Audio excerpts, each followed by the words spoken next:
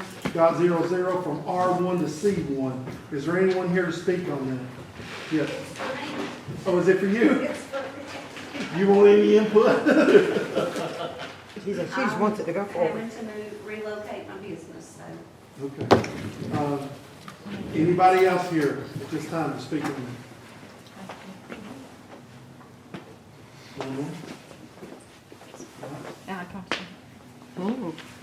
All right, at this time, we'll close the public hearing.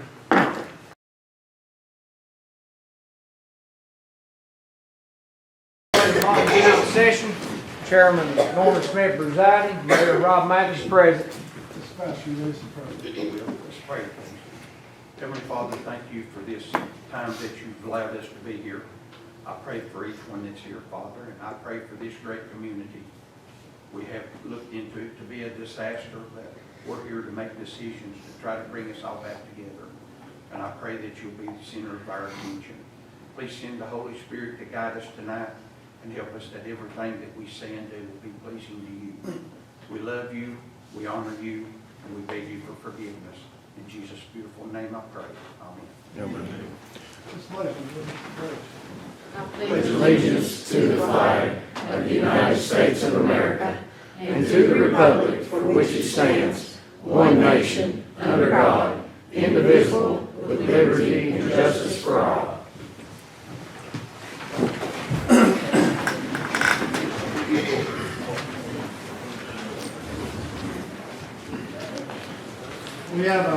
We have a very lengthy agenda tonight with some amendments and some other business we have to take care of, so we'll try to get through it best we can. First thing on the agenda tonight will be roll call. Andy Ford. Here. Bill Miller. Here. Gayla Blazer. Here. Jason McMahon. Here. Norman Smith. Here. Tracy Stepp. Here. Jonathan Templin. Here. Jeff Esslinger. Here. Dan Bright. Here. Wilma Ball. Here. Rick Vassar. Yes. David Verdall. Here. Tim Lehman. Here. Billy Hudson. 13 present, 1 absent.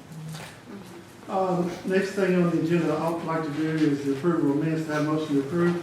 Mr. Vassar, seconded by Mr. Templin. Any questions? If not, all those in favor say aye. Aye. All opposed? Motion carried. At this time, I think we have, I'd like to get a motion to suspend the rules. We have a situation with the rec department I want to try to address real fast and let them get them out if someone needs to leave. Do I have a motion to kind of suspend the rules? Ms. Ball, second, Mr. Vassar. Any questions? If not, all those in favor say aye. Aye. All opposed? All right, this time, I'd like to see, Mr. Doctor, are you here? Yes, sir. I know you had something you'd like to speak about. To the podium. Sir. Yes, that's fine, please.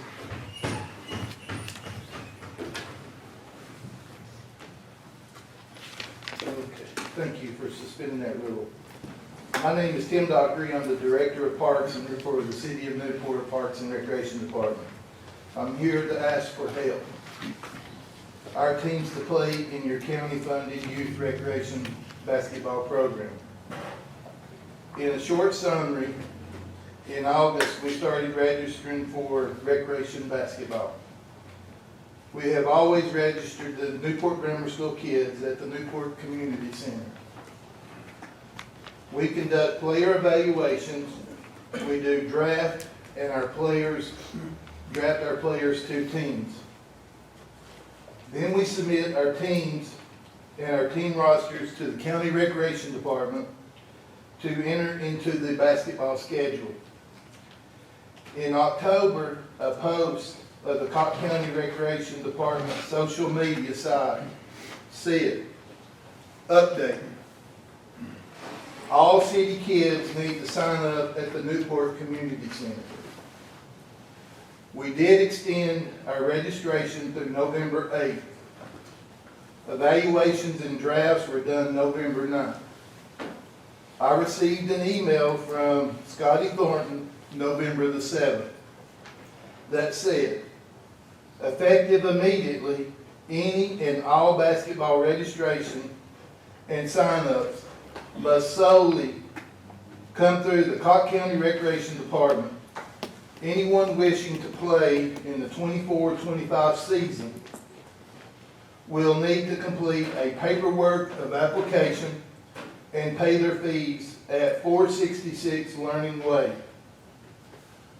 I contacted the city administrator, James Fincham, Mayor Roland Dykes, Mayor Rob Mathis, Chairman George Barton, and I contacted the CLB member Tim Lehman, David Berdahl, and Rick Vassar.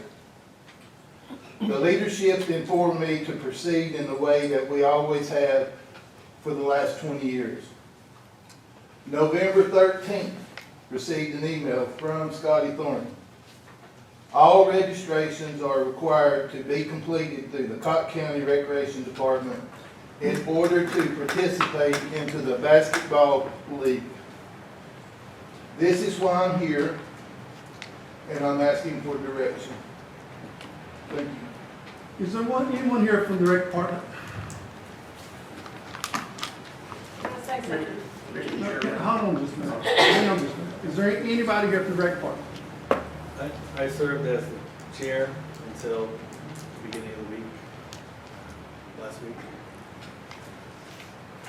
Other than that, be happy to help if I can. I have a quick Yes, go ahead. answer or me, it doesn't matter. Hey, I think you said Okay. first, and then we'll let Mr. Vice. So first of all, I contacted the mayor last night. I talked to the mayor and asked him about, he said that they were going to be here or whatever. Scotty Thornton is at a ball game. I told him that. I think Mr. Gentry's at a ball game, and another lady on the rec department board is at a ball game. I told the mayor, I said it probably would be best that we don't have it one-sided tonight, that we go through the general committee to speak about it or whatever. Their ball games are not starting until December the 14th. I got that. They're not starting to play. But from what I understood, I talked to Scotty Thornton today, and he said he was fine with leaving it like it is and us having, like an emergency meeting at the rec board and going from there and leaving everything like it was, has been or whatever for this year. And if they were going to do any changes, they'd talk about it at the rec board. That's what he told me today. Mr. Vice. Yes, I personally, the 6th District personally, invited Mr. Thornton to this meeting because this is an issue, Mr. Chairman. This issue does concern the CLB and it does concern the city of Newport. And for us to work together, I just don't understand why this come up all of a sudden. Well, I don't understand. Here's what I don't understand. Half our county washed away, and we're having to play politics or whatever with ball games, and it shouldn't be that way. They're adults, they should get together and work this out, where every kid in this county can play ball. My suggestion is they get in a room and quit sending emails and talk this out and fix it so all these kids can play ball. My suggestion is if it was that late in the game, do it like you've always done it this year and let these kids play ball. That would be my suggestion. And if you want to change it next year. And give them notice, okay, next year we're going to be different. Amen. Right. Sir? There was already agreement made between Tim Cocke and Scotty and the board, George there, to leave it like as it is until the season was over. That's done been approved, and then all of a sudden, the last minute, they want to change the game. And these kids have been in limbo for 2 weeks and really don't know what's Yeah, I understand. going on. They need to work this out like the boys and put these kids in the middle and fix this thing. If I may, Commissioner Fletcher, I did pass your concern. Well, I mean, I just don't want it to be one-sided. Everybody needs to be here talking instead of one person or one entity getting to say, and it all get out there. Everybody needs to be recognized, and that's why they need, I'm with Mr. Smith. Sir. They need to get together there, to go to the rec board, whatever, and work it out. Mr. Essen? Can we ask the former chairman the question of the rec board? Ask. Is there not agreement to go along this season, at the end of the season, set out and have dialogue? Yes, we have that going. At our next meeting, Scotty came to us and said that Tim wanted us to rescind that agreement. I didn't question it. Tim wasn't even in town. And so we made that motion, well, we didn't make the motion, we didn't address it because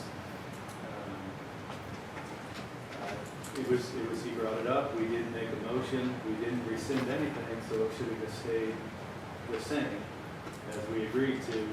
And I'm not sure what happened after that, the series of posts and emails. And, so I would also recommend that folks get in the room and really understand. I asked the question 5 times what the issue is. I did not get a response. And so I no longer could lead a committee that I can't get information for. Mr. McVeigh? What does it matter where the kids sign up? At the end of the day, they all play the same thing, right? I mean, what's, I don't understand what's the problem. I think that's the problem, we don't all understand what's going on, you know what I'm saying? So, would it be better, Mr. Chamberlain, if we took it like maybe do an emergency meeting for the general, and everybody sat down in general committee, and somebody be over you know what I'm saying? Well, Instead of these taking- kids are in practicing, if you're gonna do it, you Well, I need to know, go that's do what it. I'm saying. Go ahead and do what it is, but I mean, as far as facilitating the next year or whatever. Who here is on the general committee? I know it's very short notice, but but Ralph is supposed to give public notice that you're gonna have it. Well, can you not for 7 days? I mean, it could be next Well, week. you got Thanksgiving coming Got up. Thanksgiving next week, and we got that one. You still have 2 committees. Tim has his, and Channy's got ours. Yeah. I mean, I know the chairman has resigned, but they've got, I'm sure, a vice chairman. Yeah, they do, I'm sure. I mean, I don't know why those committees can't get together. They're adults. So, I would like to ask Mr. Daughtry, the 6th District would like to ask Mr. Daughtry, what are you looking for, Mr. Daughtry? You're a professional, you've been in this how many years, sir? 37 years. 37 years. Can you give us an idea of what you're asking for, sir? We thought, let me give a little history, then see where it goes. Mr. Esslinger asked the question of George about if there was an agreement. Yes, there was an agreement. It was made that we would sit down, we would operate, and at the end of the season, we would do what's best to make our athletic program better. If it was basketball, if it was volleyball, ever what it may be. And it was indicated at that time, the city didn't have a gym because we had moved City Hall into the community center and the Newport Police Department. So it was decided, as I was told, this was the reason the vote came up to take over the basketball because we didn't have a gym. But county government also took the county recreation building, but you had a facility available at Northwest that you were able to move into and do the rec basketball at that building.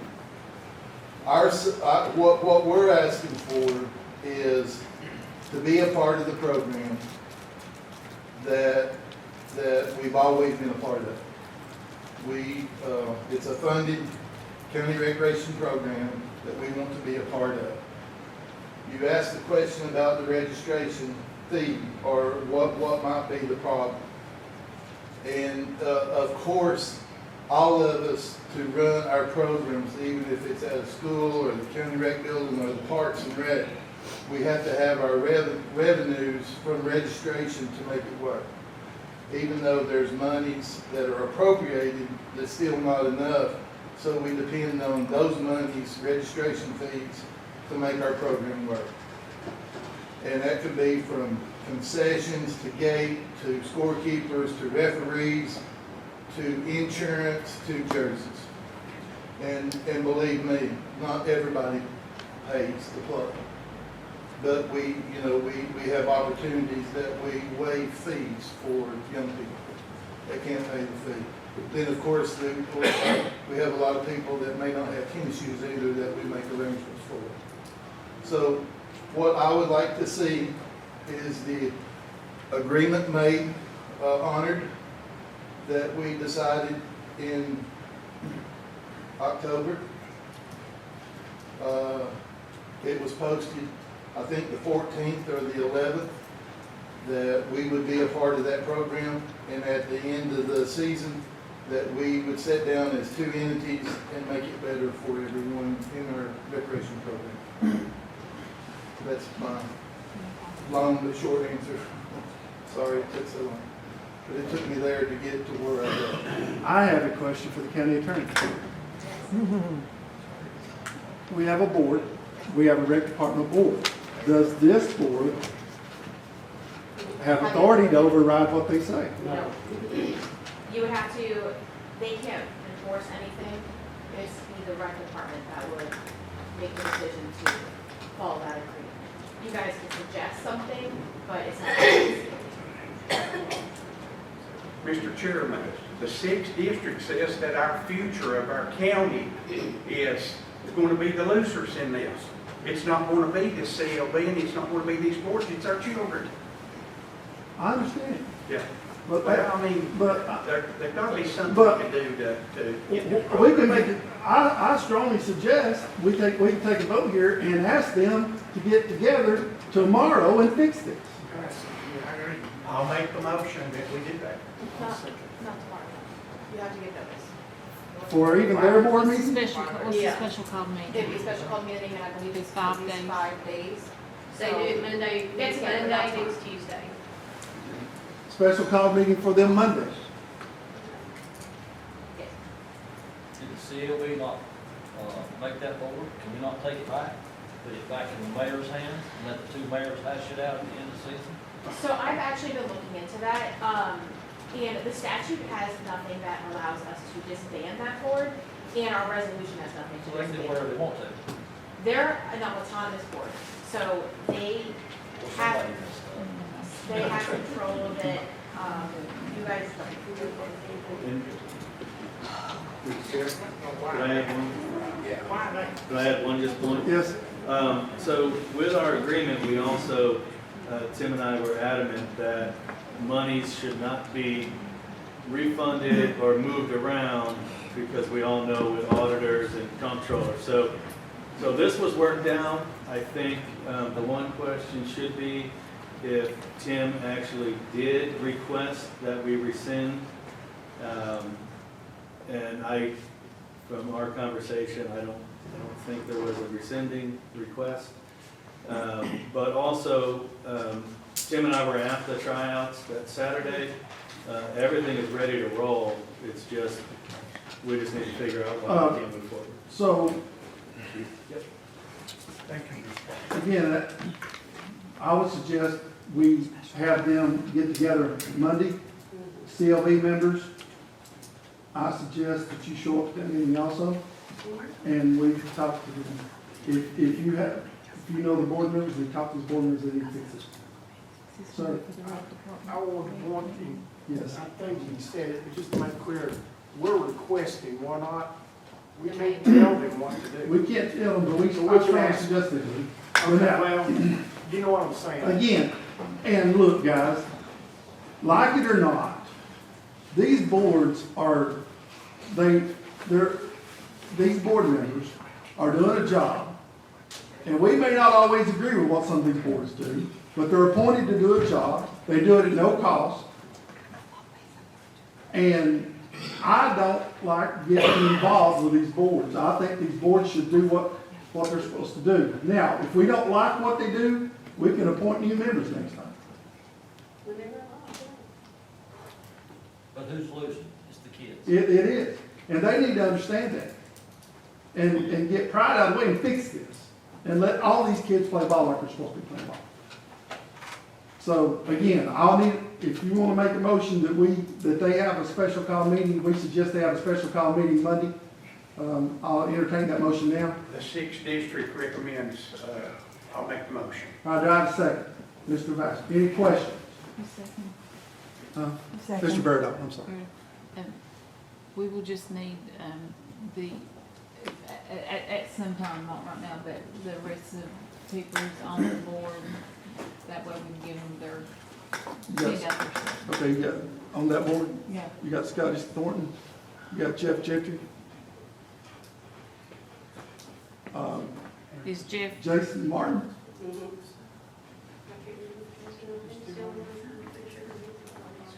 and Crystal Journey.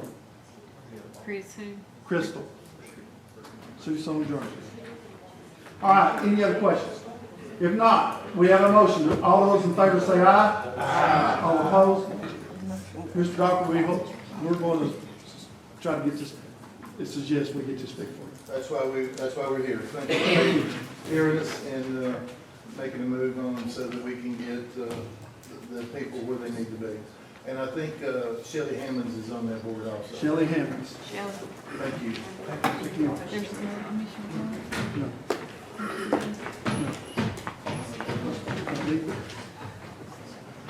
All right. Next thing on the agenda is election appointments, reports, notaries. Sue Ellen Joyce, Victoria N. Jones, Kathleen Hurst Prophet, Melanie Esslinger, and Anita Mae Taylor. Do we have a motion to approve? Tim and Bill. Thank you. Any questions? If not, all those in favor say aye. Aye. All opposed? Motion carried. In the matter of accepting the following quarterly reports, Cocke County Board of Education. Do we have a motion to approve? Mr. Bassett, seconded by Mr. Lehman. Any questions? All those in favor say aye. Aye. All opposed? That motion carried. Get ready for the long haul here. In the matter of reading committee reports, budget. Some of these I would go quickly. In the matter of approving the tax transfers and amendments and waive the reading of the same for the county. Do we have a motion to approve? Mr. McMahon, seconded by Mr. Pastor. Any questions? If not, roll call, please. Angie Ford, Yes. Bill Miller, Yes. Gala Blazer, Yes. Jason McMahon, Yes. Norman Smith, Yes. Tracy Smith, Yes. Jonathan Templin, Yes. Jeff Esslinger, Yes. Dan Bright, Yes. Wilma Ball, Yes. Rick Vassar, Yes. David Verdall, Yes. Tim Lehman, Yes. Billy Hudson. 13 yeses and 1 absent. Mr. Chairman, the Budget Committee recommends the approval of the attached transfers and amendments and waives the reading of the same for the school system. We have a motion to approve. Mr. Lane, and second by Mr. McMahon. Any questions? If not, roll call, please. Andy Ford, Yes. Bill Miller, Yes. Gala Blazer, Yes. Jason McMahon, Yes. Norman Smith, Yes. Tracy Stepp, Yes. Jonathan Templin, Yes. Jeff Esslinger, Yes. Dan Bright, Yes. Wilma Ball, Yes. Rick Vassar, Yes. David Verdall, Yes. Tim Lehman, Yes. and Billy Hudson, absent. So 13 and 1 absent. Mr. Chairman, the Budget Committee recommends the approval of the attached donated equipment and waives the reading of the same. We have a motion to approve. Mr. McMahon, or I'm sorry, Mr. Templin, and seconded by Ms. Ball. Any questions? If not, roll call, please. Andy Ford, Yes. Bill Miller, Yes. Gala Blazer, Yes. Jason McMahon, Yes. Norman Smith, Yes. Tracy Stepp, Yes. Jonathan Templin, Yes. Jeff Esslinger, Yes. Dan Bright, Yes. Wilma Ball, Yes. Rick Vassar, Yes. David Verdall, Yes. Tim Lehman, Yes. Billy Hudson, absent. So 13 yeses and 1 absent. Mr. Chairman, the Budget Committee recommends the approval of the attached Helene Emergency Assistance Loan Program, otherwise known as HEAL program. A motion to approve.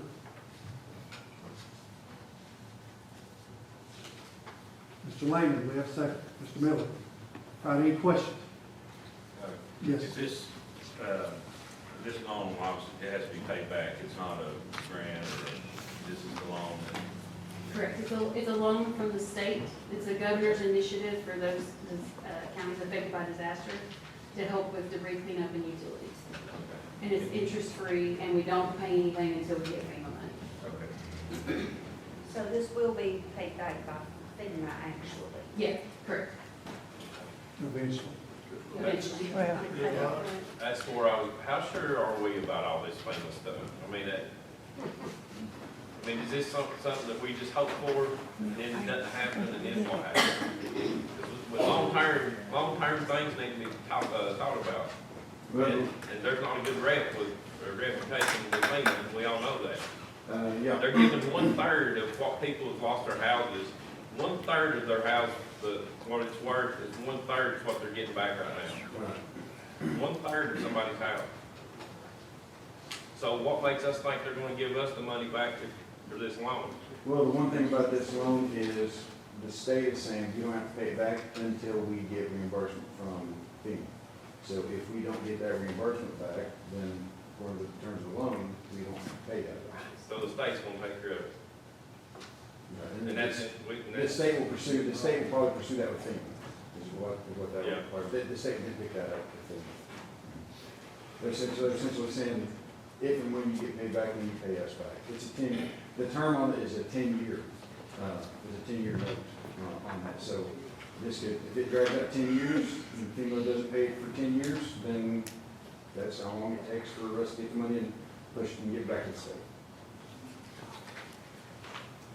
Any other questions? The county is looking to get approximately $8 million to help with debris cleanup, which you all will address here momentarily. And then, the utilities is looking to get approximately $6 million to help with, some of the intake and the other things that were damaged during the flood. And the county would not be liable for the utilities portion. And I understand, Mr. Mann, I understand where you're coming from. I understand your question. But here's the thing. It's gotta be cleaned up. I mean, it's gotta be cleaned up. It's gotta be done. And, you know, we don't have $8 billion laying there. So I don't, you know, I understand it's a worrisome situation. I mean, my only worry is what happens if it doesn't. Yeah, I know. Bankrupt the whole county over something like this. I know. I mean, that's something that needs to be really thought about. I mean, All right. Any other questions? So if we don't get the money, we don't pay it back. If we do get the money, we pay it back. Is that what I'm hearing? Right. We pay back whatever we get. Right. And it's a 10-year. Interest-free. Interest-free, yeah. Interest-free note. Okay? Any other questions? If not, roll call, please. Andy Ford, yes. Bill Miller, Yes. Caleb Blazer, Yes. Jason McMahon, Yes. Norman Smith, Yes. Tracy Stepp, Yes. Jonathan Templin, Yes. Jeff Esslinger, Yes. Dan Bright, Yes. Wilma Ball, Yes. Rick Vassar, Yes. David Verdall, Yes. Tim Lehman, Yes. Billy Hudson, absent. 13 yeses and 1 absent. Mr. Chairman, and it's something that we're also, with that in mind, we are still being extremely conservative with everything that we do fiscally. We're not saying, oh my gosh, it's a disaster, let's spend money. So the state, TDOT, has agreed, they've got clearance to pick up the debris along county roads as well as the state roads. So ideally, what we haven't really come out of pocket with much at all as far as debris pickup as of yet. We had National Guard pick up a lot of it. We're having the TDOT is picking up a lot of that for us. So we're going to keep that even with this loan, we're going to use as little of it as absolutely possible. So if we use, X amount of it, we're just going to get the rest of it back to the state. We're not going to keep it. So that portion is going to be paid back already. So we're going to borrow what we use. So even with that reimbursement piece, we're going to keep that to a minimum as well. So ideally, in an ideal world, TDOT picks it all up and we don't have to worry about it. We never even have to use it. But if we do, I'm sure we'll have to use some of it, but I don't anticipate having to use the whole thing. We're just going to have to see where that lands with TDOT. And in your bid packet, one thing worth mentioning is the budget committee did recommend the debris pickup company and the monitoring company for this. You have to have both if you're going to get that reimbursement. It's the bid that won is the same company that the state was using. So if we don't get reimbursed, that means the state doesn't get reimbursement either. So these are folks who are doing it, checking all the boxes that FEMA wants checked. So I think that's another thing to our favor, is if we do have to utilize, if these contracts are approved in this packet, then if we do have to utilize those services, it's the same one the state's using, so they have the same standards for reimbursement that the state has. So that should be something that, again, we're being extremely meticulous and frugal with everything that we're doing as far as the money coming out of the county. We're doing the bare minimum to try to reduce, to your point, Commissioner McMahon, we don't, as far as the level of confidence with the reimbursement, we're playing worst case scenario with this. We're trying to spend as little as possible, that way if worst case scenario happens, it will still be okay. As much as we can. Sorry. I'm sorry. You're fine. Yeah, that was fine. Okay. Mr. Chairman, the Budget Committee recommends the approval of the attached bond anticipation note resolution. And I would like to note that Scott Gibson is here with Cumberland Securities. He's the one who wrote up these, or his company and then his team wrote up these resolutions if you have any questions.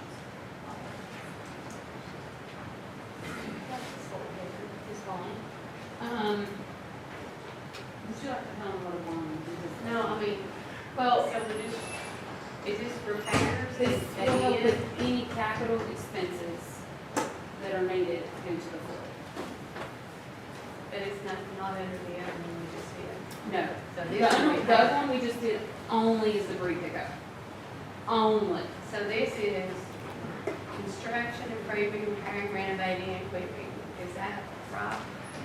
Yes, ma'am. Any highway rebuilds, any bridge rebuilds, any building rebuilds, But any we're on the equipment that hook was for this. lost.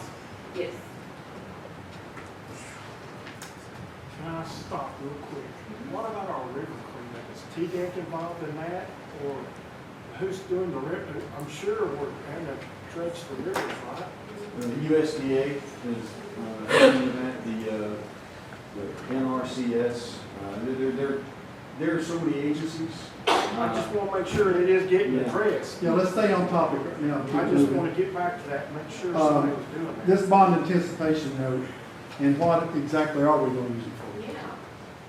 Well, we've got to start repairing the roads that are washed away, the bridge that is washed away. We've got to do something with a jail and an annex, highway department, equipment that was lost.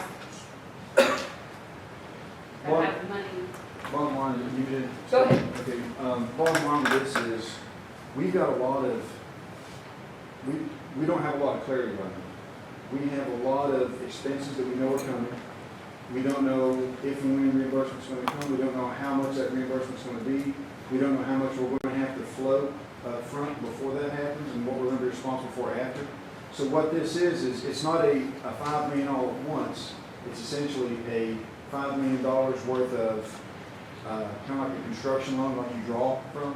So as needed, we can draw again. Instead of borrowing $5 million all at once, it's saying what we can do is if we need $200,000, we can just use $200,000. It's essentially a working capital for the county. So that if we get a bill, we know that we can pay that bill. And I understand, where we're going to get the money to pay this back, and I'll address some of that when my portion comes up. But, we are seeking state and federal aid to help us with all this. I've contacted 4 different state and federal agencies today to get some balls rolling on some of that stuff. But of course, I'm not going to mention anything in specific unless it comes through. So again, we don't make promises, we deliver results. So, but we are going to have to depend on some federal aid to help us get through a lot of this, in addition to whatever FEMA's matching funds are in the states. At the same time, how you going to pay it back? Then, like you said, debris has to be cleaned up. The roads have to be fixed. Vehicles have to be purchased. And there's no other money to do it with. We're, again, a distressed county. We just don't have funds. Are we going to not repair our roads? Are we going to not replace squad cars? Are we going to not rebuild buildings if they're torn down? I don't know what, that's the 2 choices we have. Sir?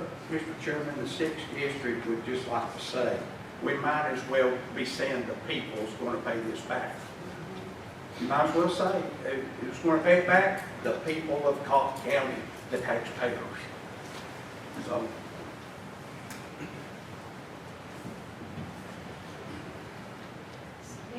roads are gonna be, I mean, have we looked at those roads? Do we know those roads that are going to be fixed? I mean, I'm looking like towards Hartford up there, because I mean, that's a revenue stream that we really need to get busy on. Yeah, there are 4 roads in the county that, essentially portions of them need to be not just repaired. but And those rebuilt. roads are ours. I know 2 of them. Waterville Road, Hartford Road, Fugit Road, and Rockville Rocky. Road. Okay. Yeah, and then there's one bridge that is gone. And that, the name of that bridge is, I'm sorry. I still don't know. Conway. Conway. So what's the terms of the bond? Let's talk about the bond. So, couple things. Just to clarify, what you just approved earlier from the state, that money came from the Teen Care program. And so there were some reserves there that the governor pulled out of the Teen Care program.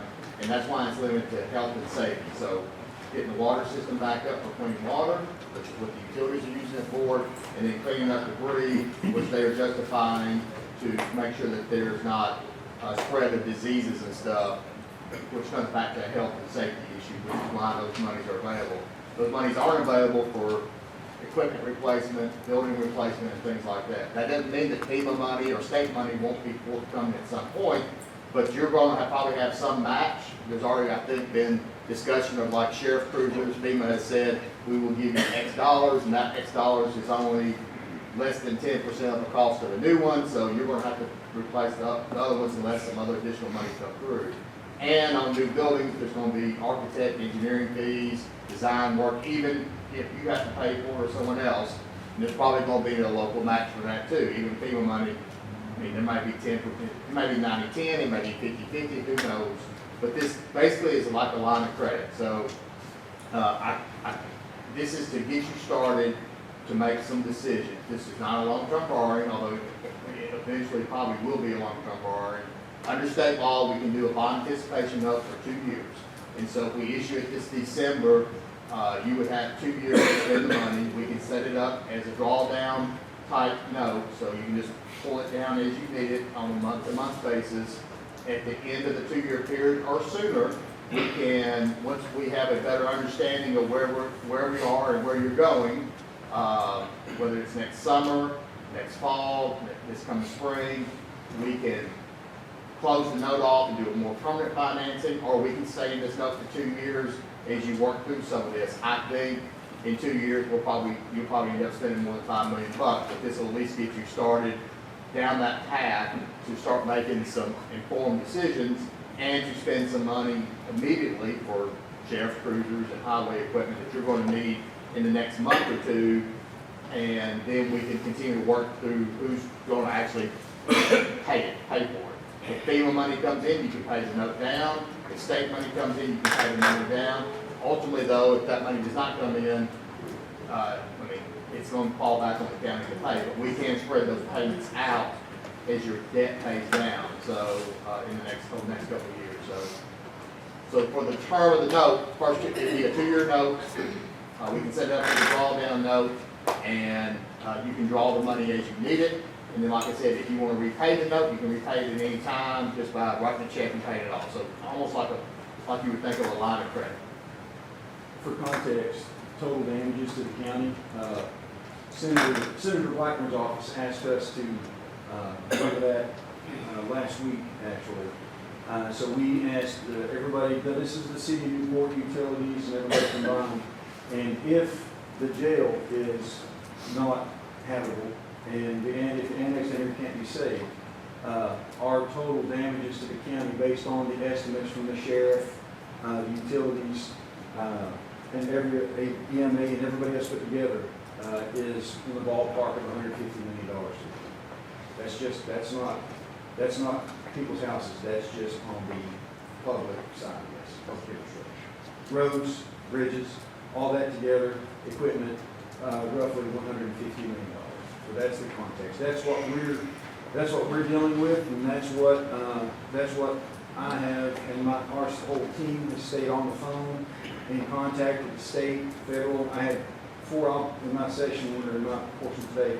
I'll let you know, give you an update of what's been going on today, trying to help head this off for the county. But we're planning, essentially what we're doing, we're planning for the worst case scenario.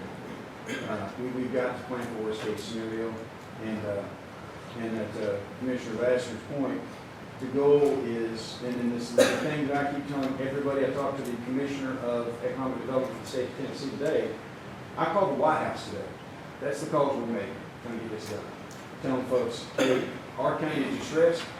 These folks have already been through the worst disaster in their history, and the last thing we want to do is raise taxes on folks who have already are trying to rebuild their lives, and they've lost everything. It's the last thing we want to do. So when we say, we don't want to put this stuff before you guys, but we have to plan for the worst. Any other questions? I do have one concern. It says, schools and other, educational facilities. Is that gonna open, I mean, as far as I know, none of the schools were impacted by this, so if that opens that door, they'll. You still have, this commission still has to appropriate that money off that line. So whether you get that through the budget process or some, you know. It'll still have to come through us. Yeah, you're gonna have to It's prove. only addressed directly, Yeah, so you know. we made the list of projects just as broad as possible so that anything you need to spend it on, you can. But you will have to allocate the dollars. It's not a blank check for the mayor. I mean, everything is still going to come back to the commission, whether through a budget amendment or through a list of stuff that y'all want to pay for. You know, if you want to use these proceeds, you'll have to allocate those to those projects through the, like you normally do through the committee process and everything else, so. You know, and to speak to Mr. Vassar's comment, and I understand, again, I get it, I understand where, you know, everybody's concerns and their worries. Here's the problem, we had a flood. And we can't just sit back and wait for the federal government to fix everything, because if we do, we're liable to be in our grave before that's done. We've got roads that's got to be fixed. We've got cruisers we've got to have. This county's still got to operate. We've got a rafting company up there. If we don't get a road, you've not seen trouble yet. We get a road and get that fixed before we can get that rafting started up there. We'll lose all that revenue. Then what kind of shape we're gonna be in? And again, I get it. It's scary times, and nobody here asked for these times. But this is a time we just need to keep cool heads, and as the mayor said, we need to be as conservative as we can, but still make sure this county operates and the citizens of this county stay safe. Any other questions? If not, do we have a motion to approve? Ms. Blazer, do we have a second? Mr. Ford. All right. Any other questions? If not, roll call, please. Andy Ford, Yes. Bill Miller, Yes. Gayla Blazer, Yes. Jason McMahon, No. Norman Smith, Yes. Tracy Stepp, Yes. Jonathan Templin, Yes. Jeff Esslinger, Yes. Dan Bright, No. Wilma Ball, No. Rick Vassar, No. David Verdall, Yes. Tim Lehman. Yes.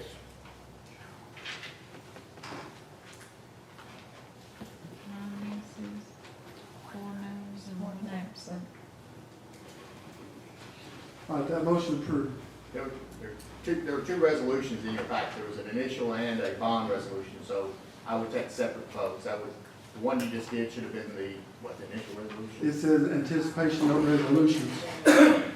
I would take just to clarify, there were two resolutions packed, you just voted on both of them.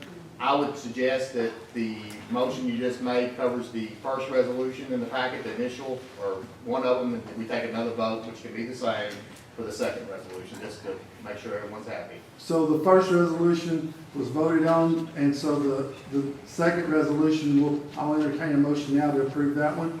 Do we have a motion to approve? Ms. Blazer, second by Mr. Miller. Any questions? Not roll call, please.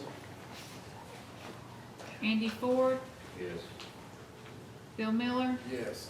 Gayla Blazer, Yes. Jason McMahon, No. Norman Smith, Yes. Tracy Stepp, Yes. Jonathan Templin, Yes. Jeff Esslinger, Yes. Dan Bright, Yeah. Wilma Ball, Yes. Rick Vassar, No. David Verdall, Yes. Tim Lehman. Yeah.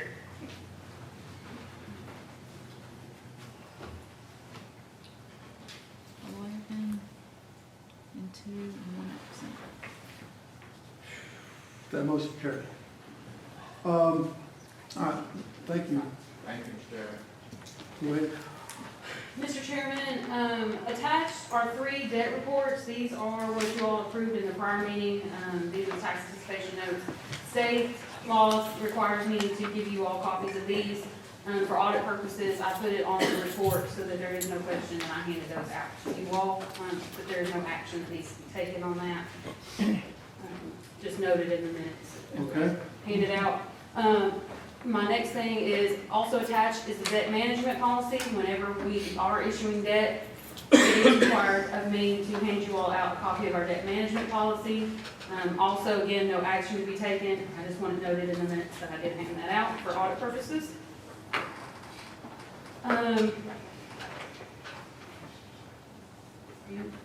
You want me to do the amended portions next? Or you want me to do purchasing? You've got the attached contract for the Okay. debris monitoring Yeah. and management. Okay, Or the- for debris. Yeah. And Okay. that copy was enclosed. Yes. We've got to have both of those voted on. We'll vote Yeah. on those first. Okay, so these came out of the purchasing committee.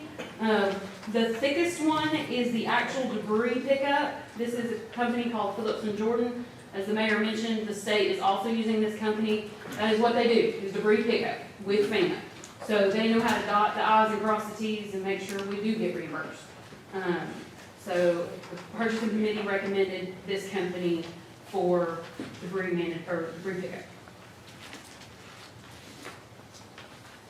All right, we have a motion to approve. Mr. Miller, do we have a second? Bill. Mr. Stepp, any questions? How much was the bid? I never did see, It varied depending on how much debris they were picking up and how far. It looks like it's on that page number. After page 62 is the chart that specifies what type of debris it is, how far away from the debris site it is to be carried. It looks chart like this. And it varies depending on the time and how far away they have to carry. So it'll be a run and total at the Yeah. end of the day. Yep, Could be $1, it could be 100 million. right. And it all depends on how much they pick up. I mean, we're gonna pick up all of it, right? I mean, that's. Right, well, see, TDOT, as the mayor said, TDOT is out here picking up stuff too. So not all of our debris will be picked up by our contract. Some of it will be on TDOT's contract, so. Is it the only, company that we? No, there were 6 looked at? bids. There were 6 bids. This is the one the purchasing committee selected, for this job. They were, and in my opinion, probably one of the most qualified based on the bid packets. Some of the bid packets didn't, some of the companies only bid on a portion of the debris. And if you don't do this right, FEMA will not reimburse you, correct? Correct. They're pretty much, they know how to cross Yeah. their. And again, yeah, and again, the state, this is in the state, so, Okay, the state. yeah, This company's worked with FEMA before. correct. All of them, not just in Tennessee, but all of them. Do we have a motion to approve? Ms. Blazer, do we have a second? Mr. Campbell? Any other questions? If not, roll call, please. Andy Ford, Yes. Bill Miller, Yes. Gayla Blazer, Yes. Jason McMahon, Yes. Norman Smith, Yes. Tracy Stepp, Yes. Jonathan Templin, Yes. Jeff Esslinger, Yes. Dan Bright, Yes. Wilma Ball, Yes. Rick Vassar, Yes. David Verdall, Yes. Tim Lehman, Yes. Billy Hudson, absent, so 13 and All right, the next thing will be the approving the attached contract for debris monitoring. And again, that's something that FEMA, This is required. This is a company who comes in and basically watches the people who are picking up, making sure they're not, only filling up half the truck and charging us for a whole truck and things of that nature. And this is also the same company that the city. This is also the same company that the city. This was the only bid that we received. We have a motion to approve. Ms. Blazer, seconded by Mr. Miller. Any questions? If not, roll call, please.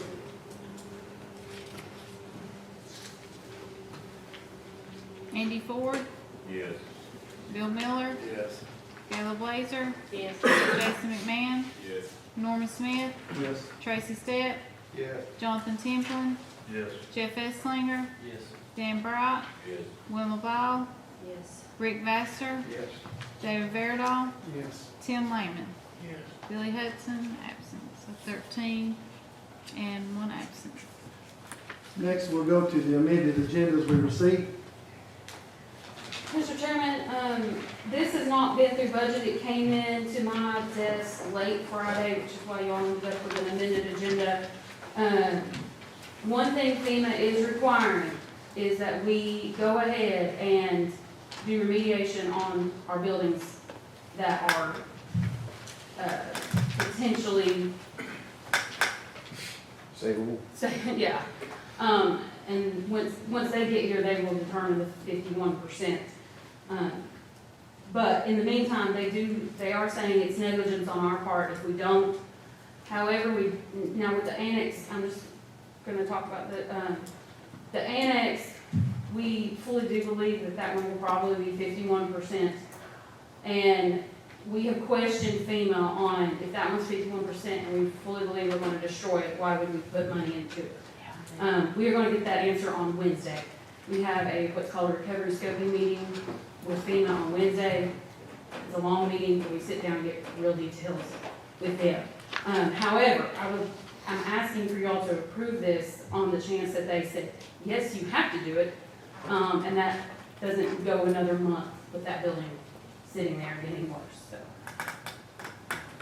And then you have the documents in there. Yes, one of the quotes is for the records that's downstairs in the basement of the annex. The state archives has said we should try to restore those documents. Yeah, sir. I got a question sorry to back it up, but that company you're talking about, we're gonna hire them to monitor themselves. No, that's why you got two different companies. Oh, okay. One is Phillips and Jordan and the other one is called Thompson Consulting Services. Okay, Yes, thank you. yes, we need two companies. Good question. And on this remediation, if FEMA comes in and they say, well, you didn't even try to save it, then it's your baby. So, and again, they could say that, Winston. And to her point, we can't wait another month in case we have to try to do something, okay? So, if that being said, I do have a question. yes. So if we do this remediation, if FEMA comes in and gives us that 51%, are they gonna pay us back this money? Yes, Will it we is get an it back? eligible expense for FEMA. Yes. So, okay. We're gonna try avoiding, we're gonna try to get a clear answer on the stage of the building before we do anything. Yes. So we're not gonna jump in and start remediation just because y'all approved it. We're gonna be meeting on Wednesday and we're gonna nail them down. Hey, you tell us, based on this, and we got some good, more data today from that, which indicates that we would be very surprised if that building were not, when she said 51%, that's the FEMA standard. If any structure is 50%, they call it 50 plus. If the 50.001% damage, they consider it a total loss, and they essentially have to demolish it and start over. So we anticipate, based on, we had some folks come by look at it today from FEMA, and also some other folks that were with the assessor's office, the damage assessment folks, and they were all of the same mind that it's getting worse and worse by the week. It's getting more new cracks. The old cracks are cracking and new cracks are growing. So when will you get a final on that from FEMA? So, I mean, if we're in the midst of doing this, we can tear it down then, that's, they say not to do, is that correct? We're gonna get a final word from FEMA based on, is that, hey, okay, is this thing 50% plus or not? So if they say, well, actually it's not, or if they say, well, we don't know, but if you don't start this remediation right now, it won't matter because we're gonna consider you negligent. Right. So we're not going to do this until we absolutely have to, put it that way. FEMA's the one that decides if you 1% or not. They're the final judge. We can do an assessment on our side and say, this is what we think, and then they'll essentially come back and look at it and say, well, let's review your work. It helps if we, the assessor's office is on that case right now, and we're getting, I'm sorry, I didn't mean to be disrespectful to you guys.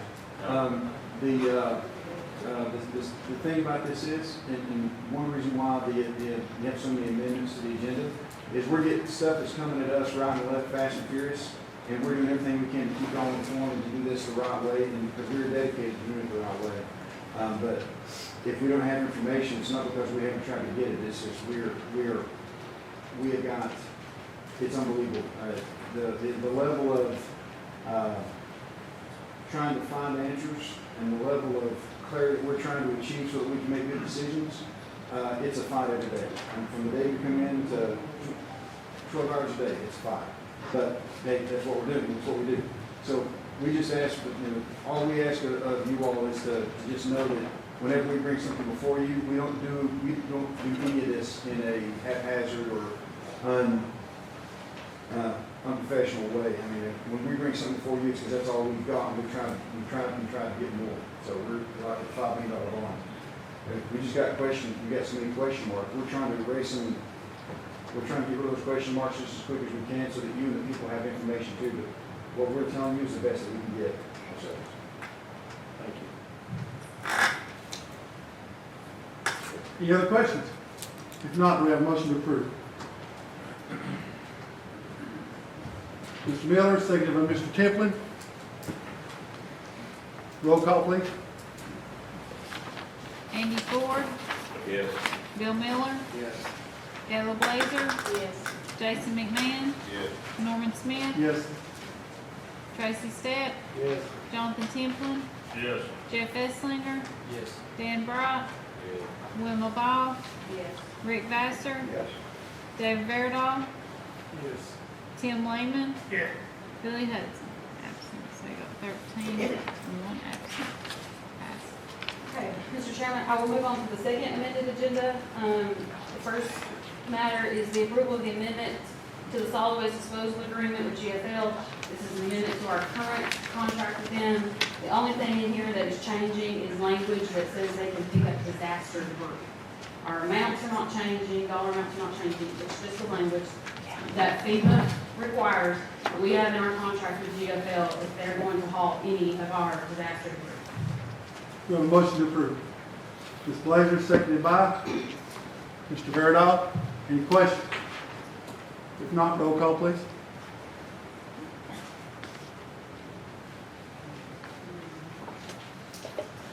Andy Ford, Yes.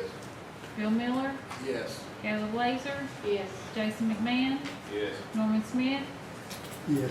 Tracy Stepp, Yes. Jonathan Templin, Yes. Jeff Esslinger, Yes. Dan Bright, Yes. Wilma Ball, Yes. Rick Vassar, Yes. David Verdall, Yes. Tim Lehman, Yes. Billy Hudson. Absent. 13 and 1 absent. Pass. All right, Mr. Chairman, the next thing on the agenda is in the matter of the approval of the phone contract with Host My Calls. There is a representative here from Host My Calls. This is something we realized after everyone started having to move, that our phone system couldn't really keep up with us all moving around. So we contacted him. He can come up and answer any questions that you might ask. Yes. This is slightly cheaper than our old contract. I apologize, I did not get that number for you all today. But he's prepared, we'll credit him. So, my name is Brad Taylor. I work with Host My Calls. It's a company that's here, located in Knoxville, Tennessee. So some of the things that we do that are a lot different than what your current or your past phone system. You were paying for equipment. Part of the problem was every time somebody needed something at Chalet, needed something changed in our office, she had to put a PO in before the contractor would come out and actually work on it. So you got charged for every single service call they made. The way our system works is we don't have any service fees, we don't have any contract termination fees, we don't have any programming fees, we don't have any install fees, we don't charge any of that. So when you contracts are done for service, that's all you pay for, is just the service that we provide. And just like they were saying, part of the problem is the equipment was located, a lot of the equipment was located here in the courthouse. That equipment was okay, the problem is your annex, highway, detectives, you had all these other departments that ended up getting shot out all over the county and put in every hole that they could find. Election commissions is a good one. You just had to put them in buildings wherever they were, and that's understandable. The problem is the old system didn't give you the capability of being able to continue to provide the phone service out to those other departments. So what we do is, our service is a 100% internet-based phone service called Voice over IP. And by using Newport Utility fiber, we've been able to go in and put in fiber at these locations, these, I call them temporary for 2 or 3 years, whatever that is.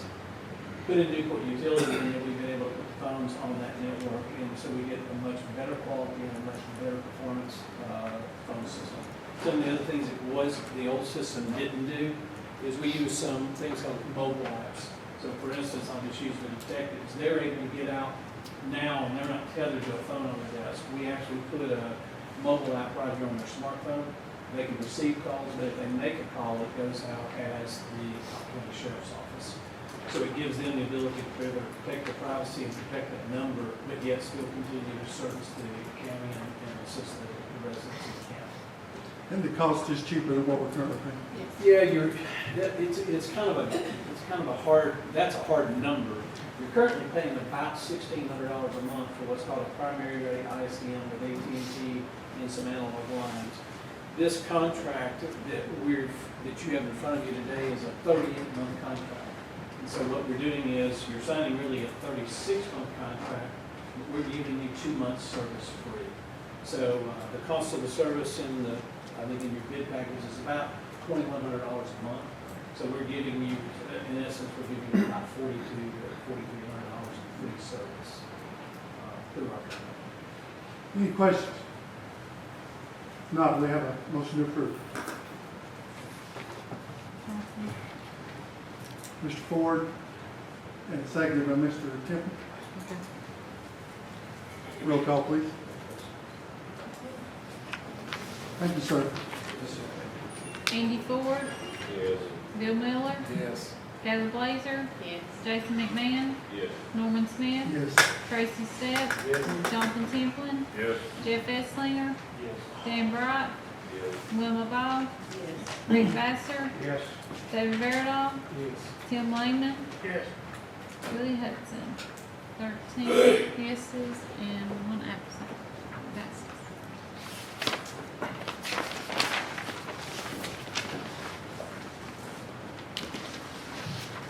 Mr. Chairman, I'd like to ask the commission if they'd be willing to suspend the rules for Macy Reed, our property assessor, to come up and talk about some information that FEMA gave us today, in a meeting today.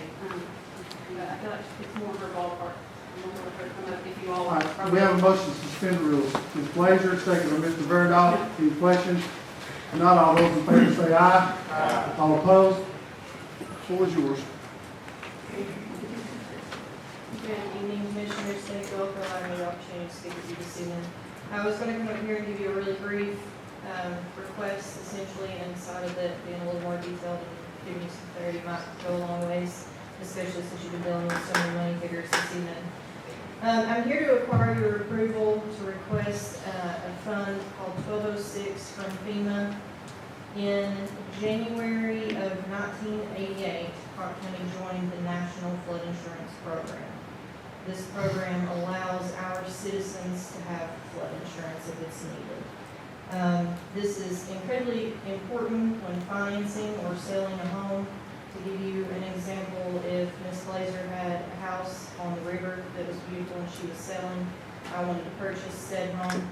You all know that I'm a county employee and I can't pay cash for it. So I would have to finance that home. When you go to finance a home that's in the floodplain, that mortgage company is going to require you to have flood insurance.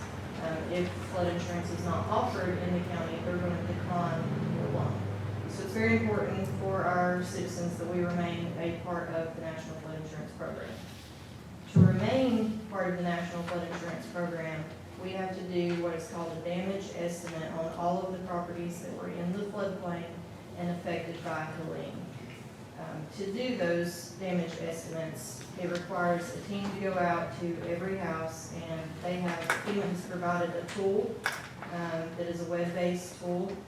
You can go out to that house, take pictures of all of the damages, fill out the form that is required, print that off. The floodplain administrator, which is currently myself, signs off on that, and it gives you a percentage of damage. The mayor spoke briefly about it earlier in regards to the annex. We were out there today with FEMA trying to determine if that's going to be considered substantially damaged, which would mean it's 50 or more % damage. Any property that is determined to be substantially damaged is required to come into the regulations set in the ordinance that was adopted in 1988, and the resolution was done in 2012. They have to bring their property to those regulations, which requires permitting and sometimes engineer analysis. Sometimes it's as simple as a surveyor coming out and doing an elevation certificate and telling them, you know, you're good, or you need to put a couple of vents in. The issue with that is time. We realize that this is a very urgent matter, because these people that are going to follow proper procedure are sitting at a standstill right now until a damage estimate's done on their property. Just like the county's sitting at a standstill with an annex and the county highway department until damage estimates are completed and approved by FEMA. They're allowed to muck and gut these properties, but that's the extent of it. They can't put a hammer to a nail in a board without getting a permit for a floodplain permit if they're in the floodplain or floodway. As you all know, I wear a couple of hats. I'm also the property assessor, and I'm also the damage assessment coordinator. It has been eye-opening through this process that each of those hats require their own specific damage estimates. So it began with the damage assessment coordinator position, going out with a team of provided app and doing damage assessments on each of these properties, which was great because it gave us a footprint for the property assessment side and for the debris removal and for several things that have come to fruition with this. But now we've completed that side and began the property assessment side, which we were in the middle of countywide reappraisal when this happened and already up to our necks. And now we're up to our eyeballs to do the re-review of all the properties in the floodplains and outside of the floodplains that were damaged. Add to that now, FEMA has come in and said, you also, because you're in the National Flood Insurance Program, are required to complete a damage estimate for us, and it looks completely different than the other two do.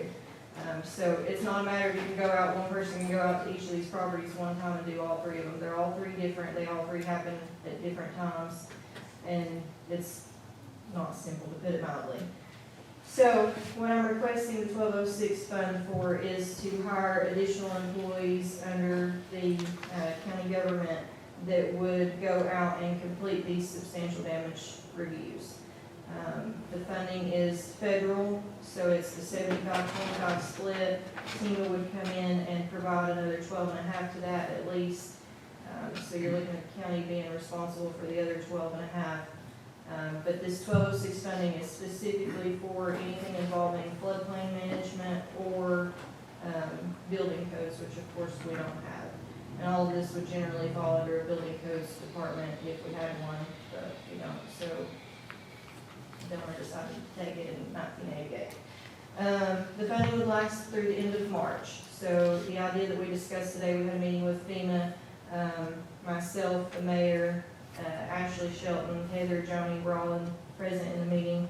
And what we discussed today might be a plan, ideally, would be to have those employees under my supervision while they complete the reviews.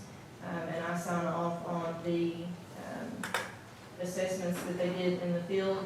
And then once that process is completed, because the funding will last through the end of March, we can transition them to Ashley Shelton's office, because she has kindly offered to take a portion of this off of our plate and combine the FEMA floodplain permits with the zoning permits, which will also make it one step simpler for the public when they go to do the permitting process. Any questions? I have a little bit of experience with this because my house was flooded. Good, you're the first employee. Good, you're the first new hire. No, I'm, so when I initially purchased flood, I had to purchase flood insurance because I was in floodplain. And it's based on elevation. So will this expand our flood, the flood that we have, is it going to expand the floodplain range? I asked the exact same question. I did not receive a very direct answer. The answer that I got is they re-review those ever so often. It's not time for us to be re-reviewed yet, but when it is, this flood may affect it again. But as far as us getting any immediate updated floodplain maps, no. Okay. Because it's one company that writes us insurance, and it's through FEMA. It's just a word of caution. My insurance started out at $600 14 years ago, and it's $2,500 right now, and I have yet to have had any claim. So they can just, that's neither here nor there with this, but it's a concern as far as people buying houses that sometimes it's a surprise when they say, oh, you've got to have $3,000 worth of flood insurance a year. I've dealt with it as well personally, we used to own a house in the floodplain. The other side of that is the county's already a member and has been since 1988, so we're required to follow that ordinance. If we don't follow that ordinance, FEMA would come in and audit us and essentially say, you all aren't following the ordinance that you adopted, we're going to withdraw from your county, and now floodplain insurance is no longer offered. If it's not offered, then somebody that has to finance a home is not going to be able to buy a home. Somebody that wants to sell a home, the floodplain is now limited to only cash buyers. 12%, you said the county's 12.5. Do you have a price tag? I do not. We're looking, it'll cover anything that we can categorize under floodplain management. So at the point in time in my head, we're looking at maybe 6 employees that we can hire on a full-time basis, but not be required to provide benefits for because they be temporary. So 6 employees, the tablets to do the online, to use the online tool that FEMA provides, and then possibly some in-office staffing for the permit influx that's going to come afterwards. Will they be temporary also? Will they be temporary? The in-office? Yes, all of it would be the same people, so we'd start out with the 6 ideally. If they stay with us through the end of March, start out with the 6, do the field review, and then if we still need all 6 for whatever comes next, keep them. If we don't, drop down to 4 or 3 or whatever we need for the next part. But yes, ideally they would be hired on and kept through the end of March. Any other questions?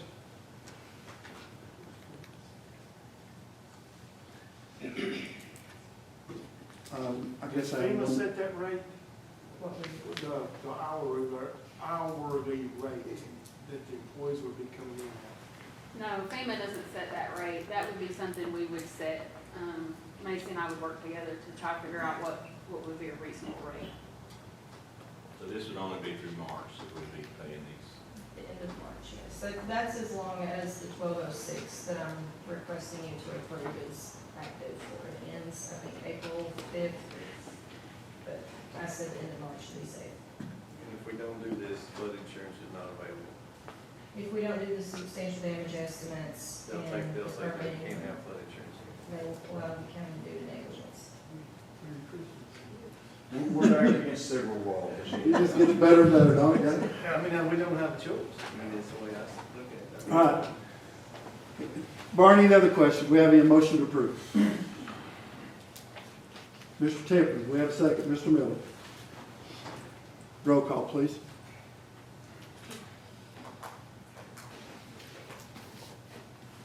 Andy Ford?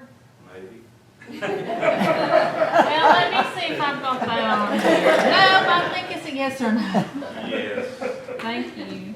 Bill Miller? Yes.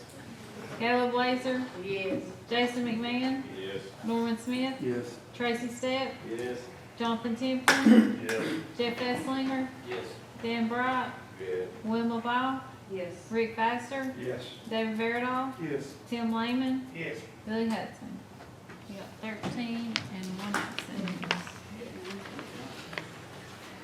And I do apologize, this is gonna go down the record as one of the longest meetings I've ever chaired. It's all my fault, sorry. I only have one more thing, Mr. Chairman. This is a little bit of normalcy, if that makes you feel better. This is not FEMA related. And, yeah. I do need to ask the commission to suspend the rules one more time. We just got, insurance quotes in for health insurance benefits for county employees today. I have a representative here, Mr. Aaron. It's finally his turn, and he's gonna talk to you about, what we have, what options we have. Hold on, we gotta get the motion to suspend the rules Yeah. first. We have Mr. McMahon, we have a second, Ms. Blazer, any questions? All those in favor say aye. Aye. All opposed, rules are suspended. One sheet, one back for everybody. One sheet, one packet.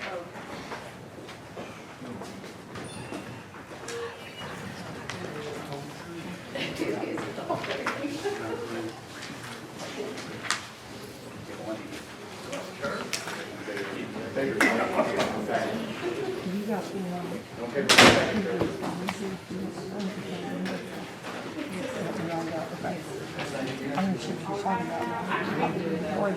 Just until we get it. We're getting one more in. I got one more, Bill, there you go.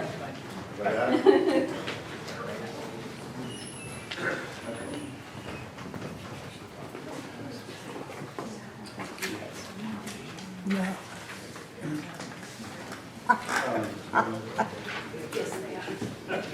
All right, everybody have a copy? We got one sheet here from United Healthcare and this packet here we'll go over.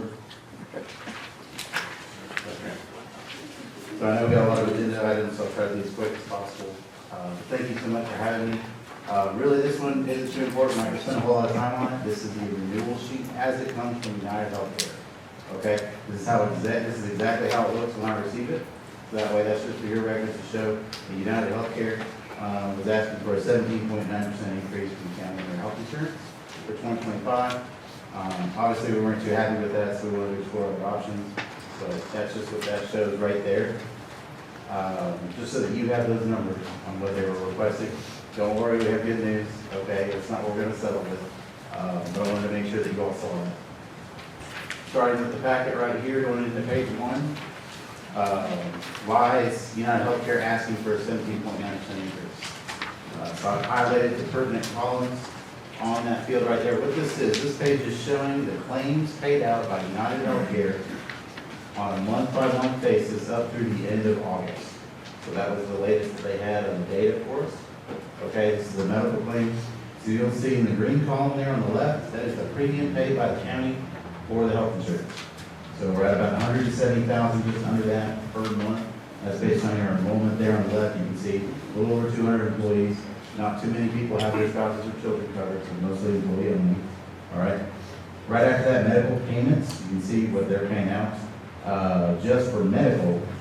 And the capitation, that's just a per fee basis, typically with Medicare.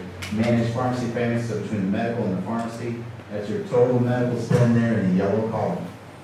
All right, for that month.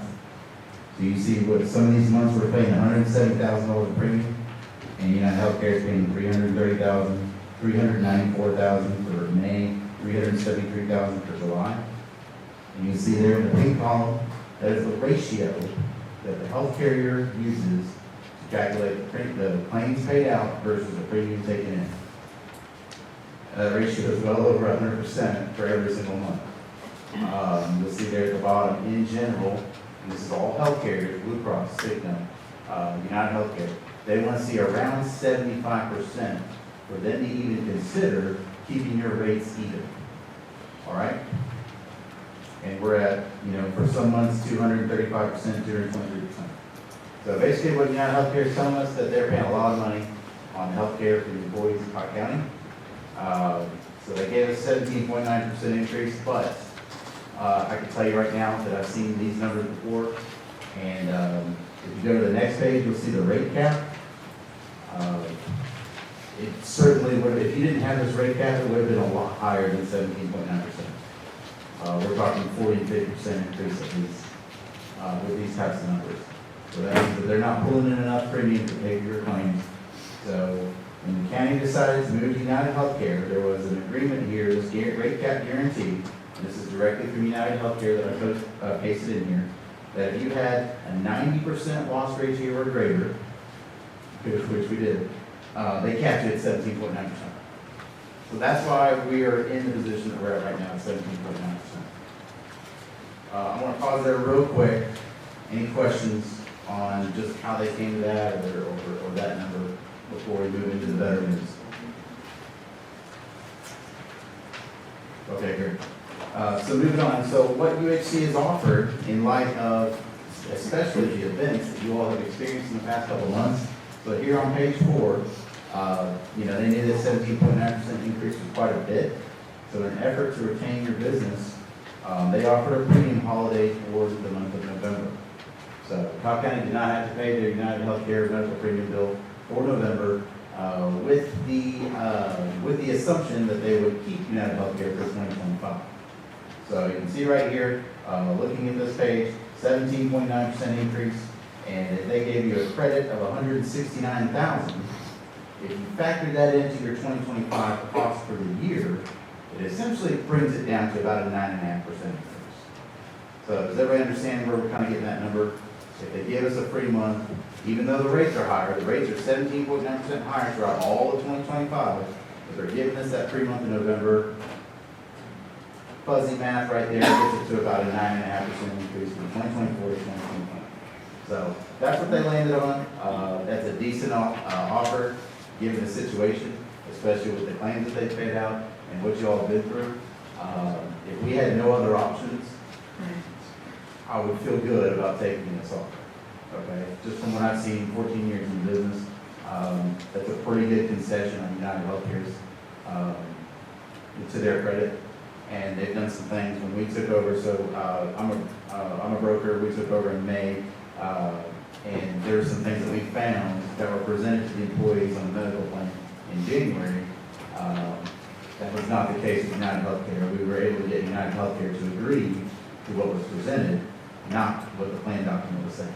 So United Healthcare already made some concessions early in the year for us. Also worked with us on the billing as well. They came through with us on this. But I think we got a better route that I want to discuss with you all. So looking at page 5, we've got a quote for identical benefits with Blue Cross of Tennessee. And essentially what they're doing is they're going to bill us at 10% over current. All right, so it's still a little bit of an increase. But what they are offering is January for free. So they know, we let them know about the offer that United Healthcare gave about the free month in November. And Blue Cross is aware of that, and to help try to make up for that, they'll give January for free if you want to switch to Blue Cross Blue Shield of Tennessee. No change in benefits for the employees. Showing the rate right there. Comparing just apples to apples as far as 12 months to 12 months, 17.9 versus 10% for Blue Cross, a little bit less. But if you move on to page 6, let's factor in the concessions that both carriers have given us. If we take out that $169,000 from November that United Healthcare gave, we're showing the 9.5% there. So if we're going to look at a free January with Blue Cross, essentially total spend for the county is only 0.8% higher than 2024 on the medical insurance. No change to your benefits. Now, there are some systematic changes. United Healthcare is different than Blue Cross, and Cigna is different than those two as well, okay? You all have been with Blue Cross before, especially on the state plan. You know how the labs are built differently. You know how Tenovo operates differently, okay? So, I think you all are aware of those changes between carrier and carrier, as far as deductibles, co-pays, out-of-pockets, and prescription co-pays. No change in the benefits from 24 to 25, and we're looking at, I think, a really, really nice offer here from Blue Cross of Tennessee. So, That's pretty much it on my end. Page 7 is just showing the benefit comparison there, just letting you know, right there, the benefits are all the same, matching up. The only thing that's different is on Plan 3, the high deductible health benefit, the HSA, that would be moving from a $3,200 deductible to a $3,300 deductible. That would have happened with United Healthcare anyways, because that's for you to stay IRS compliant on your individual deductible for the HSA. Okay, that's all it is. So the IRS guidelines moved it from $3,200 to $3,300, and that's just you remaining compliant there to keep your qualified status in the health savings account plan. That's really the only change. There's only 8 people on that plan. So I'm gonna pause right there. Any questions for the Blue Cross plan design? Heather, you're needing us to approve this change? Yes. In the long run, it's going to save money. And Save then what I would county say, money. Huh? it's just a 0.8% increase. Yeah, well, In the long run, it's gonna keep us in budget. right. Yeah, that's what I'm saying. Yeah. All right. Do you bid out this insurance every year? I mean, do you look Yes, at that it's every look year? every year. I mean, I just wanted, because it changes every year from every carrier, so, okay. That's a great question. Cigna declined to quote based on the experience. The employees that take this insurance, their weekly premiums stay the same. Unless you all want to change what the employees portion is, that will most likely stay the same. All right, do we have a motion to approve? Mr. Miller, do we have a second? Mr. McMahon, any questions? Roll call, please. Thank you, sir. Andy Ford, Yes. Bill Miller, Yes. Caleb Blazer, Yes. Jason McMahon, Yes. Norman Smith, Yes. Tracy Stack, Yes. Jonathan Templin, Yes. Jeff Esslinger, Yes. Dan Bright, Yes. Muma Bob, Yes. Rick Bassler, Yes. David Verdall, Can't answer the question out there. Yes. and Tim Lehman. Yes. Billy Hudson's that one. No maybes. 13 and 1. Pass. Thank you. Is our hospital named Blue Cross here? Yes. Yeah. Because there was a time we didn't think United Healthcare. It takes, Okay, I just want to make sure that's fine. yes. Yes, you'll notice in the plan design, it says Blue Cross Network S. Okay, and your hospital currently takes the Network S, and that is a great point, right, that it did work in United Healthcare at one point. Okay, but, so I'm from Knoxville. Sonova in Knoxville does not participate in Network S, but they make concessions for, Campbell County, Cocke County, and Jeff City, because those are the major facilities in those regions. Okay, so Sonova in those areas, yes, do take Network S. Great question. I'm done. Thank you. All right, moving on. Do we have anything from sanitation? No, Mr. Chairman. General? Public safety? No, sir. Purchasing? We did it. All right. Is there anything, a report from Rafferty? Yes. We've had a couple of meetings over the last month or so, the Rafferty Committee. What I gave you guys here is kind of a preliminary report, needs and stuff that was sent out by the Rafting Association. Some of the long-term goals and stuff like that for y'all to take a look at. But in general, get those guys up and running, these companies, we need the income. But major issues is roads and ramps and the river cleanup at this time that we need to get with. And I've been in contact with Superintendent McAllister at the time and waiting on some more information from him with this. Thank you. Thank you. Thank you, Mr. Miller. Report from county mayor. I will be brief. Just, good to say, you're absolutely right in what you're talking about, getting the rafting up and running, getting the roads repaired, all these different factors. I was just on the phone 7 o'clock night before last with, Saturday night actually, with State Senator Steve Sullivan, talking about ideas on how we can get that road repaired. Not only get the road repaired, but get the situation with the ramps and everything fixed up there, try to maybe get some bathrooms, things like that. we can't control what's happened to us, but we can control how we respond to it. And that's exactly the stance that we're taking with this. I also spoke about that, spoke about getting the situation of the road and everything fixed with the ARC today. I had a phone call with them, the Appalachian Regional Commission, looking at maybe some grant funding, things of that nature. Want y'all to know, I've had regular conversations with other mayors, other officials from across the state and outside the state. We're dedicated to getting the best practices. And the good news is we're not the first ones to go through this. Other communities have gone through this. And one thing that I take a little bit of comfort in is I'm just as worried about this stuff as you guys are. The thing I take a little bit of comfort in is when these disasters roll through, it doesn't leave a wake of bankrupted counties behind it. So we can get through this. We just have to keep going together, keep making good decisions, be the best possible stewards, be as frugal as we can, and that's exactly what we're doing. And we will, I'm convinced, I've seen other counties, I've heard stories, I've talked to other folks. I fall asleep at night watching YouTube on how different communities have recovered from this stuff. Just trying to find that one little piece of information that might help us along with this. We're going to come through this out of this stronger than we went into. That is the mission, and failure is not an option in this case. As you all know, the big projects right now, debris pickup is the thing that we're facing right now. We've got the rebuilding piece. We're trying to fill in those question marks as much as we can as we move forward. About, for example, the ambulance. The first question is that building savable? Okay, if it is or if it's not, what's that mean for the mold remediation? Okay, what's that mean now? What's the next step? If it's not savable, where do we build the new jail? When do we start on the projects and rebuild the offices for the election commission and everybody else? So those are all things that we as a group are going to be making these decisions on. We've got some tough choices ahead of us. And I think tonight and last month, I think we've seen the beginning of that. We have crossed the river.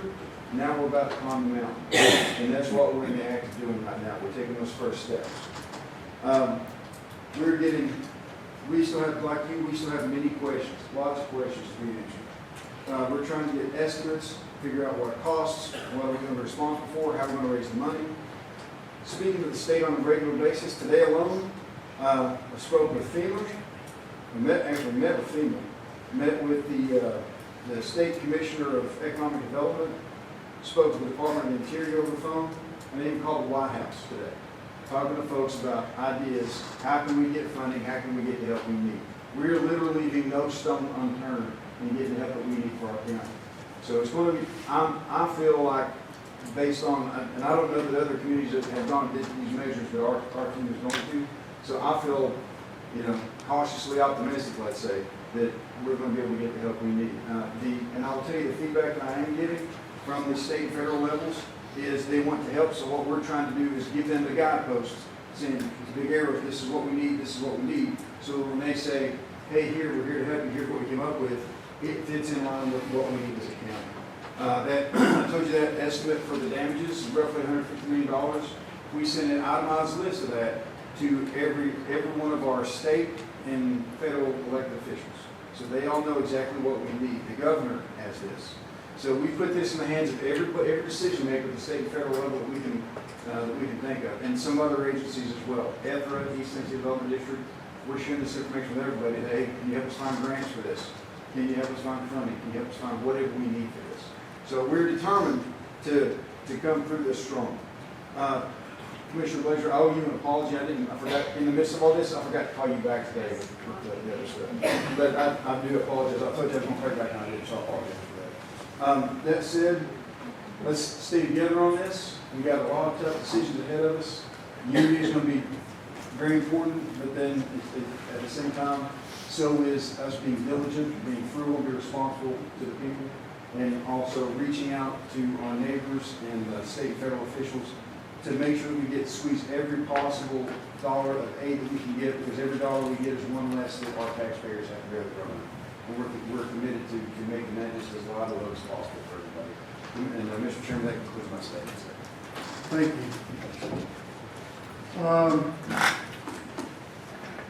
My report from the county attorney. before you speak, I'm gonna throw everybody a curveball. I'd like to call a closed session, please. I'd like for all the public to leave and turn the recording off for real quick, and we'll have a real closed session, and we'll open it back up for public in just a minute.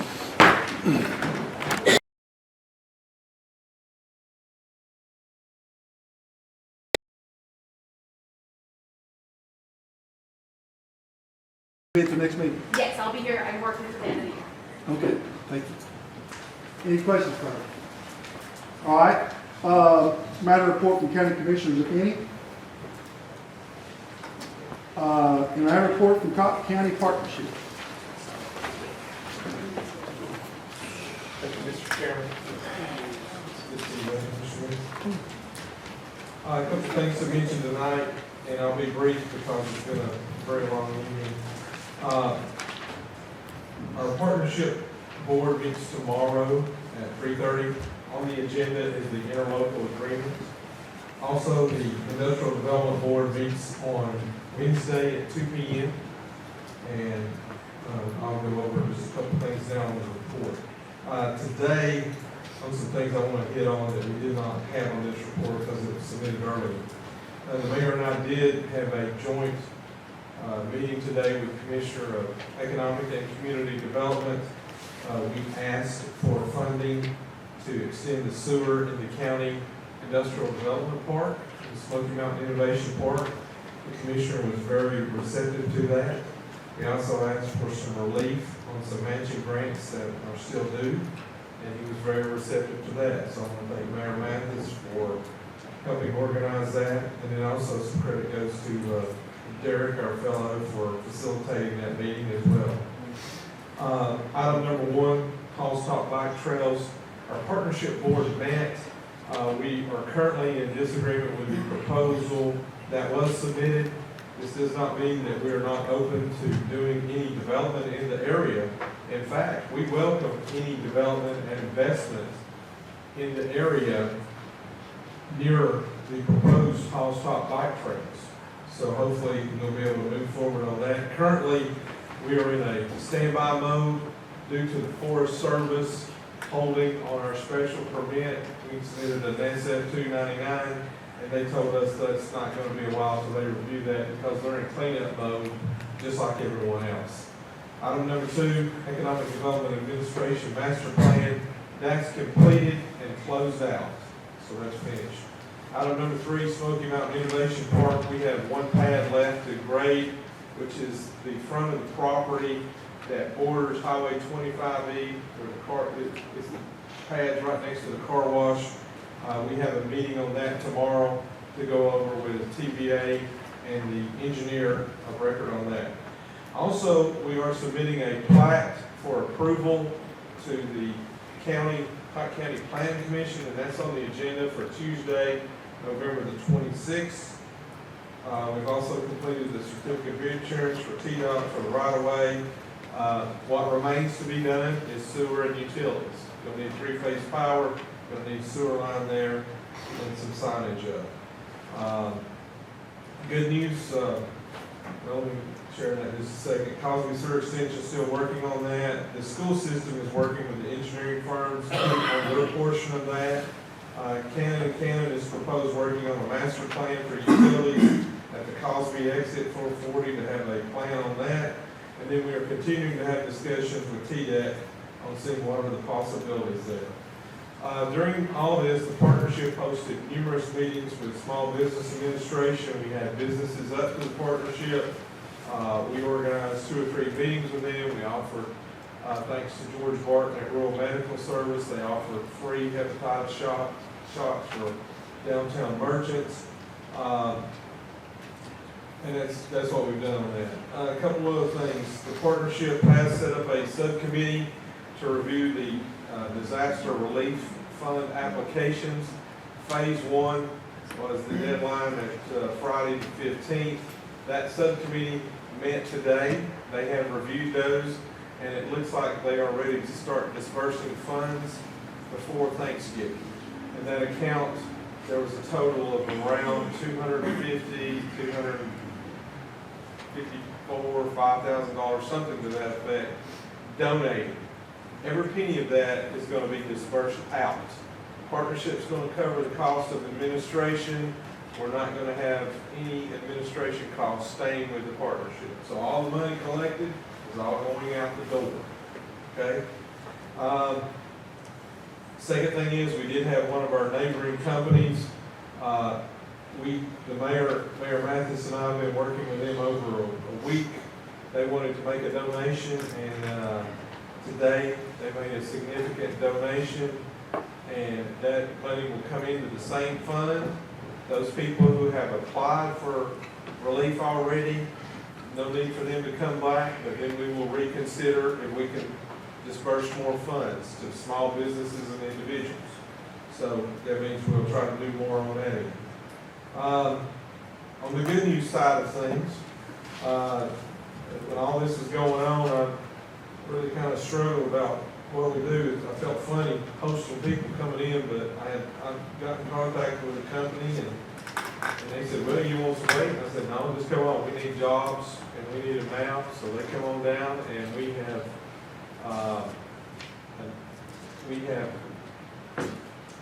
arrived at an agreement, no tax incentives or anything like that, but there will be a company leasing a couple of buildings in the ConAgra building. We'll have a more formal announcement in 2 to 3 weeks. They have to finish some paperwork with the Department of Economic and Community Development, or otherwise I would be announcing their name tonight. But we're going to hold on that for just a couple of weeks, so I appreciate your patience. We'll have something to announce on that. The other thing is, we have a proposal before a company to purchase a lot in Smoky Mountain Innovation Park. We'd like to have a closing around mid-December. They are holding until we are able to give them an answer on when we're going to have sewer extended in that park. So once we get that answer to them, then they're ready to go. They're going to sign, so we're going to land 2 companies, albeit small, but every company matters at this point. Also, I'd be remiss if I didn't thank you for Phoenix Packaging for stepping up and making a significant contribution to our community. So I want to thank you for that. I do think it is important that we appreciate and celebrate the fact that we're able to get somebody to come in here and make an investment in Cocke County in the ConAgra building. So I particularly want to thank those members of the county CLB board who are on our partnership board and our ID building board. We've had some great communication. We're working on covenants and restrictions for that industrial park to get all that squared away. And as soon as we can get that sewer run, hopefully we'll have another company to announce. Mr. Chairman, that's all I have tonight. Any questions? What's the disagreement with the bike truck, the company with the on the bike truck? The proposal as it was submitted called for a 99-year lease. It called, and the other thing in the lease was that it could be assigned to someone else. And then it was a private for-profit company that basically said they would keep all the money and determine the cost to ride on the bike trail. So that means we would have had no input on it whatsoever. We would have had no money in it whatsoever, except for a small, significant amount that would have been retained by the county, but it was at like a 13-to-1 ratio. So for example, the private company would determine the price to ride on the public funded bike trail, and they would keep it like 13 million, and we would get 1 million.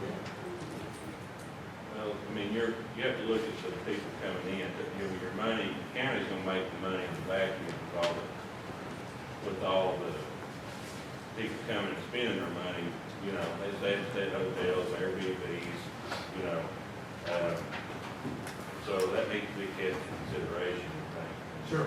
Yeah, we're still open to it. Yeah. It's just like if you and I were negotiating a car and you said, I'll take $25,000 for this car, and I'll say, no, I'm going to give you $5,000.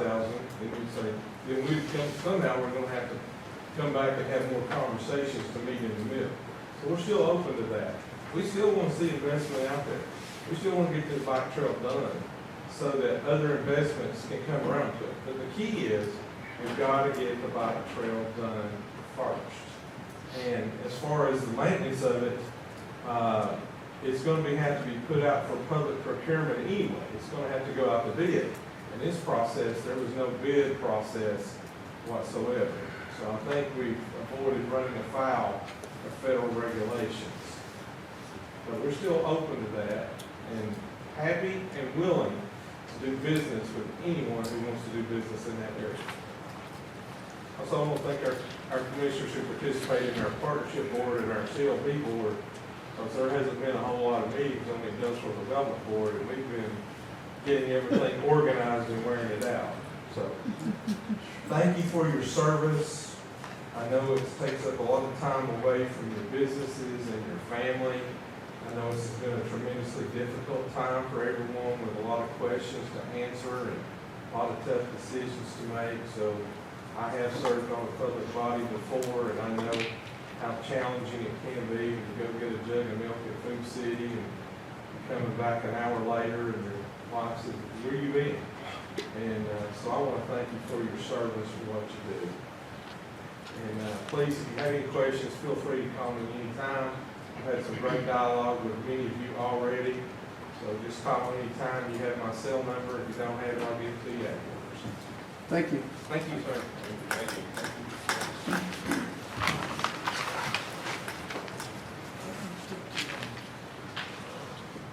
All right. In a matter of report from Priority Ambulance Service, that copy was enclosed. Matter of report from Keep Cocke County Beautiful, copy enclosed. Matter of report from Cocke County Corrections Partnership Committee. There was a meeting Thursday, November 21st, 4:30 p.m. in the mayor's office. in the mayor's office. So if you're a member of that committee, they're meeting Thursday at 4:30. Okay? New business. In a matter of approving the rezoning of property located Cosby Highway Map 102K, Group A, Parcel 001, .00 from R1 to C1. Do we have a motion to approve? Mr. Bryant, second by Mr. Ford. Any questions? Do we have to do a roll call on that? I don't think so, do we? All those in favor say aye. Aye. All opposed? Motion carried. In a matter of approving new county attorney, the recommendation is to hire Attorney John Owings from January 1st, 2025 through June 30th, 2026, with a retainer of $50,000 annually and additional expense account of $10,000 annually. Additionally, his firm offers to conduct litigation on the county's behalf at rate $2.25 per hour. Anything you want to add to that? Other than just their normal rate is $400 an hour, so they're coming to a real deal. And this was the cheapest option, and not only was it the least expensive option, but that retainer $50,000 means that's the highest that whenever we're going to have to pay more than that. So that's kind of the cap. And this firm, this attorney and this firm specialize in representing cities, counties, municipalities, utilities, school districts, so they do public work. And John Owens in particular was the Knox County attorney for 17 years. Do we have a motion to approve? Mr. Templin, seconded by Mr. Miller. Any questions?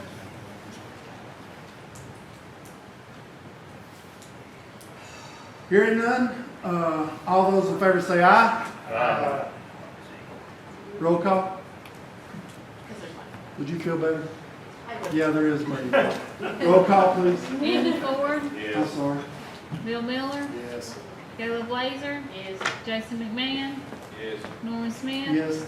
Tracy Stepp, Yes. Jonathan Templin, Yes. Jeff Esslinger, Yes. Dan Brock, Yes. Wilma Ball, Yes. Rick Vassar, Yes. David Verdall, Yes. Tim Lehman, Yes. Billy Hudson. 13. All right. We'll have a contract for your approval next month. Okay, thank you. Next is the matter of approving the Health Department's ARPA MOU. That copy was enclosed for that. So we have a motion to approve. Ms. Blazer, seconded by Mr. Bryant. Any questions? If not, let's do a roll call on this too, please. Andy Ford, Yes. Bill Miller, Yes. Caleb Blazer, Yes. Jason McMahon, Yes. Norman Smith, Yes. Tracy Stepp, Yes. Jonathan Templin, Yes. Jeff Esslinger, Yes. Dan Brock, Yes. Wilma Ball, Yes. Rick Baster, Yes. David Virdall, Yes. Tim Lehman, Billy Hudson, absent. 13 and 1 absent. All right, that motion approved. Anything miscellaneous? Do we have a motion to adjourn? All those in favor say aye.